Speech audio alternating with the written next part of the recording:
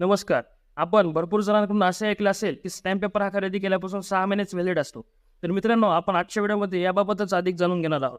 आपण कोणत्या ना कोणत्या कामासाठी स्टॅम्प पेपर खरेदी केला असेलच, तो वापरला देखील असेल. परंतु काही वेळा असं होतं, की आपण एखाद्या विशिष्ट कामासाठी स्टॅम्प पेपर खरेदी करतो, पण पुढे काही कारणास्तव ते कामच रद्द होते आणि तो स्टॅम्प पेपर आपल्याजवळ तसाच पडून राहतो. इंडियन स्टॅम्प कायद्याचा विचार केल्यास स्टॅम्प पेपरला एक्सपायरी असते का?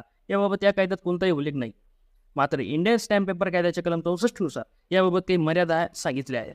यानुसार जर स्टॅम्प पेपर खरेदी करून तो वापरात आला नाही, तर तो परत करून त्यावर अलाउन्स किंवा रिफंडही मिळतो. मात्र यासाठी तो स्टॅम्प पेपर सुस्थितीत असणं गरजेचं आहे.